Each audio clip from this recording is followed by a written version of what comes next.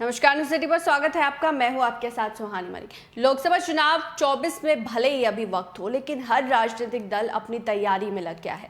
लोकसभा चुनाव 2024 में विपक्ष की तमाम पार्टियां इकट्ठा हुई और विपक्षी पार्टियों ने इंडिया गठबंधन बना लिया। वहीं यूपी में भी बीजेपी को घेरने के लिए समाजवादी पार्टी अपनी तैयारियों में जुटी है। समाजवादी पार्टी भी इंडिया गठबंधन का हिस्सा है और मायावती की पार्टी बीएसपी इस गठबंधन का हिस्सा नहीं बनी। बीएसपी ने अभी तक अपने पत्ते नहीं खोले। अभी तक मायावती यही कहती नजर आई है कि ना तो वो एनडीए का हिस्सा है और ना ही वो इंडिया का हिस्सा है।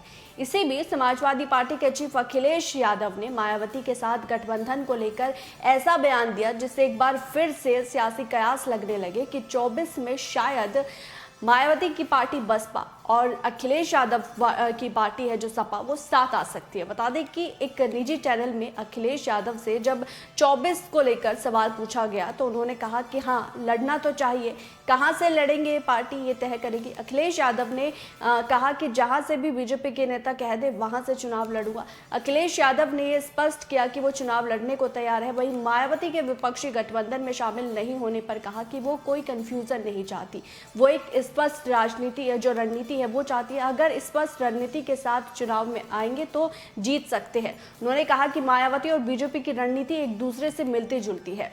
बता दें कि जो सत्ताधारी पार्टी है एनडीए गठबंधन के नाम से चुनावी मैदान में उतरने जा रही है और बसपा प्रमुख मायावती एनडीए खेमे में भी शामिल नहीं है। मायावती ना ही एनडीए का हिस्सा है ना ही इंडिया का हिस्सा है। उत्तर प्रदेश से बीजेपी अगुवाई वाली एनडीए ने 80 सीटों को जीतने का लक्ष्य रखा है। पिछले लोकसभा अगर हम चुनाव की बात करें तो बीजेपी ने 62 सीटों पर जीत दर्ज की थी। सपा बसपा गठबंधन को मात्र 15 सीटों पर संतोष करना पड़ा था। सपा को 5 सीटें मिलने के सवाल पर अखिलेश यादव ने कहा कि हर गठबंधन से सीख मिली है।